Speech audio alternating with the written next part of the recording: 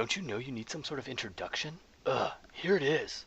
This episode, I'm going to go ahead and take this radio out, and I'm going to go ahead and put a radio that I had on hand in. The main reason to do that is I wanted to have a auxiliary input, and I already had an old stereo that I had whenever I was a teenager, actually, and had it in my 280Z. This is going to be a daily driver, so I wanted to make sure that I had some tunes that I could listen to and from work, and I also wanted to be able to listen to my phone, which is why I had the auxiliary input. Again, keeping it low budget. It actually went really well. I had to do a few unorthodox things such as welding and things like that. The main point is if I decide to replace this radio again, I'm going to end up buying a nicer, newer radio. I just wanted to sort of proof of concept this and see whether it would work. Some things that sort of hurt my soul a little bit was I ended up having to cut into the original Datsun plastic, which I didn't really want to do, but at the end of this, it is still an old Datsun.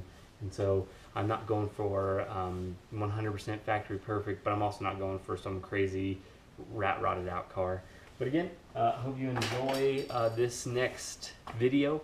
I'm going to rewire and do a few other things. I also clean up the fan switch. It actually runs quite a bit better now that I cleaned up all of the contacts. I suggest if you have free time, maybe you go ahead and do that too.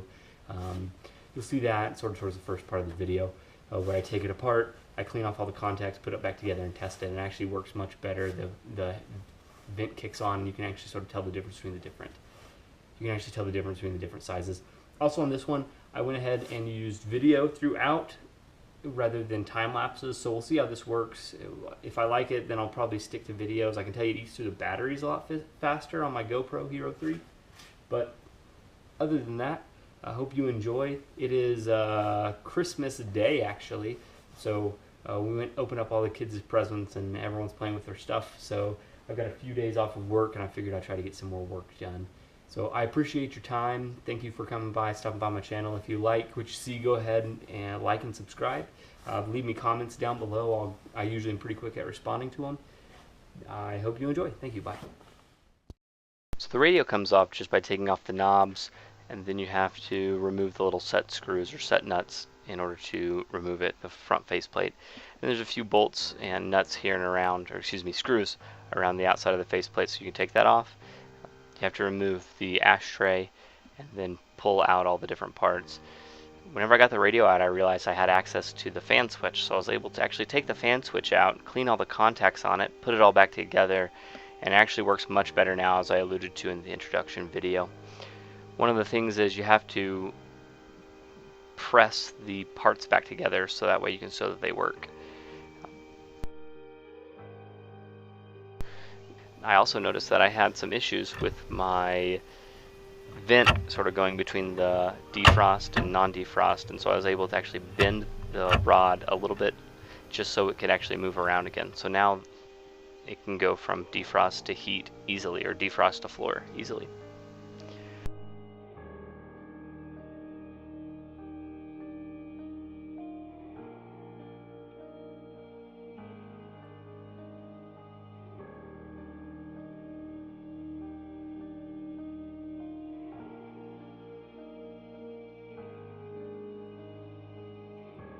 After I got done doing that, I then went back to sort of creating the actual wiring harness associated with the radio. The wiring harness wasn't that hard to do. I actually drew out a picture of the wiring harness that I'll go ahead and put up on the screen now. Once I got done doing all that, I realized that I had to make the hole a little bit larger for the radio, so I ended up cutting out the plastic and then moving over the mounting tabs to the new stereo. I ended up having to actually weld these on because I was unable to get a screw to go into the side of the stereo. So you'll see that here in a few minutes. Even though I did try to tap and die and do a whole bunch of other stuff just to try to avoid welding on the pieces there themselves.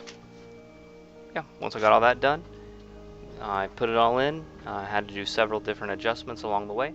That's pretty much it.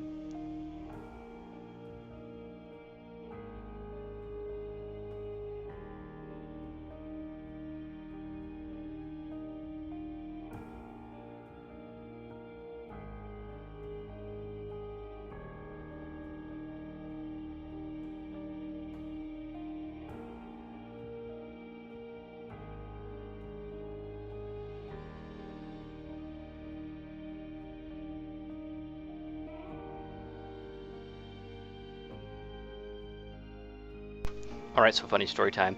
I thought whenever I decided that I was going to weld this thing, that I was probably going to lose my stereo. I figured I'd probably short something out in it, electrocute myself, or do something like that. Please make for sure to always wear gloves and actually use proper methods to actually weld things like I didn't do. But everything actually turned out really well. One of the things that I had to do whenever I first started out is the mounting of this. If I kept the brackets in relation to the front of the stereo, it actually would have pushed my stereo way back in my center console, which wouldn't have worked very well. So I ended up having to bring the mounting brackets way farther back on my stereo because the old radio had a stick out face that was much higher.